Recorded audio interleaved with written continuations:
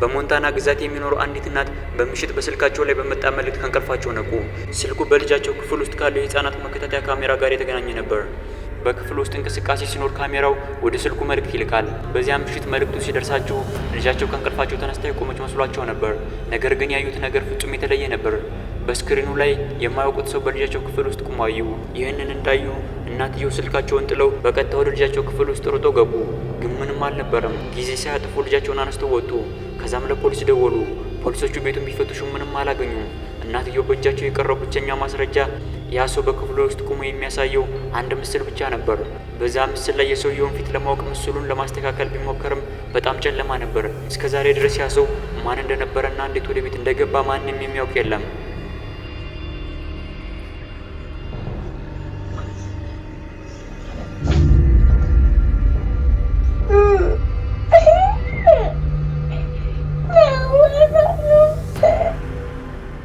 ይህ ቪዲዮ ልጁ ተኝቶ ያለበት ህጻናት መከታተያ ካሜራ የተቀረጸ ነው።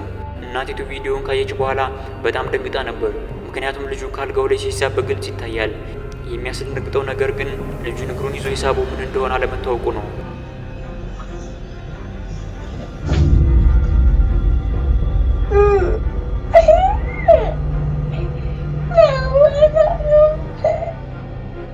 ብዙ ሰዎች እየቃዠ ሊሆን ይችላል የሚል ሀሳብ ይሰጣሉ።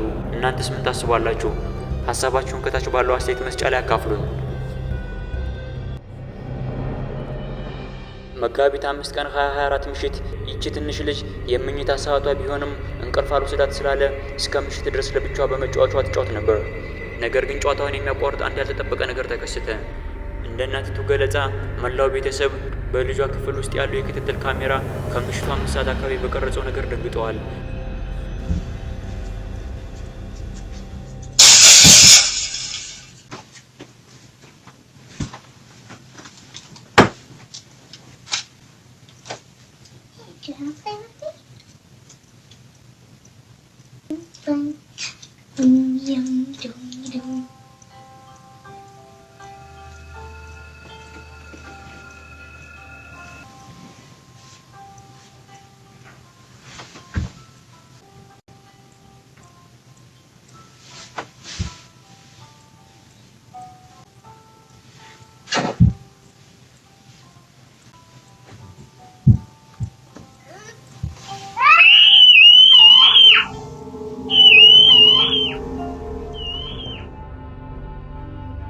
ከመጫወቻዎቹ አንዱ በራሱ በርቶ ልጇ ስታንጎራጉር የነበረውን ዜማ መልሶ መጫወት ጀመረ።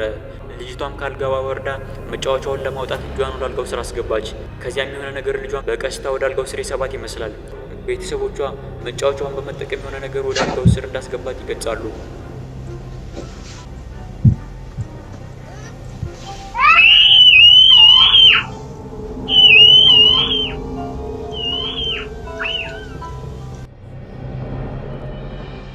በካንሳስ ግዛት ኦቨርላንድ ፓርክ ውስጥ የሚገኝ አንድ የቤት ውስጥ ካሜራ የ21 ዓመቷ ኪቲ በቤት ዝርፊያ ሰለባ የሆነችበትን አስደንጋጭ ወቅት ቀርጿል። ይሄ የሆነው እሷ በሌለችበት ሳይሆን በቤት ውስጥ እያለች ነበር። ልጇ በዚያን ቀን በአያቷ ቤት ስለነበረች ኪቲ ብቻዋን ነበረች። በቪዲዮ በስተግራ በኩል አንድ ሰው ኪቲን አንገቷን ይዞ አርፋ እንድትቀመጥ ሲያስገድዳት ይታያል። ሌላ ወንድና አንድ ሴት ደግሞ ቤቱን ሲዘርፉ ይታያል። ኪቲ ምንም ማድረግ ስለማትችል ዝም ብላ ለማየት ተገዳ ነበር።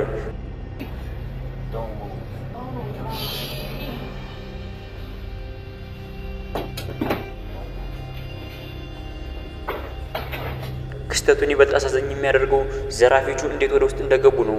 በቪዲዮው ላይ የምትታየውና በወንጀሉ ንቁ ተሳትፎ ያደረገችው ሻየን ዋትስ የኪቲ ቅርብ ጓደኛዋ ነች። ሁለቱ ከዚህ ቀደም አብረው ጊዜ ያሳልፉ ነበር። ስለዚህ ሻየን በዚያን ቀን ወደ ኪቲ ቤት ስትመጣ ኪቲ ያልጠረጠረቻትም ነበር። ያልገባት ነገር ቢኖር ሻየን ሁለት ወንዶች ይዛ መምጣቷ ነው። ልክ እንደገቡ ኪቲ ታገተች። ኪቲን የያዛት ሰውዬ የካሜራ ገመዱን አይቶ ከድብቅ ካሜራ ጋር የተገናኘ መሆኑን ጠረጠረና ካሜራው የት እንዳለ ጠየቃት።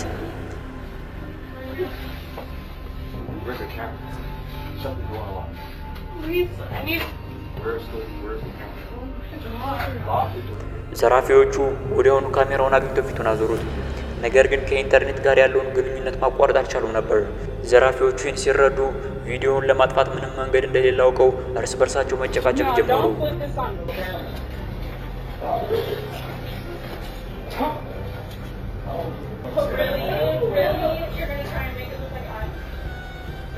Shut up. Everybody's talking to you. Shut up. በመጨረሻም ካሜራውን አጠፉት። ነገር ግን እስከዚያ ድረስ የተቀረጸው ተቀምጦ ነበር። ዘራፊዎቹ ዝርፊያቸውን በመቀጠል ውድ የሆኑ እቃዎችንና ኪቲ ለቤት ክራይና ለትምህርት ቤት ያስቀመጠችውን ገንዘብ ይዘው ወጡ። እንደ ዕድል ሆኖ ኪቲ ምንም ጉዳት አልደረሰባትም። ሻየንና ከወንዶቹ አንዱ በፖሊስ ተይዞ ታሰሩ። ኪቲን ይዞ የነበረው ሌላኛው ሰው ግን እስካሁን አልተያዘም።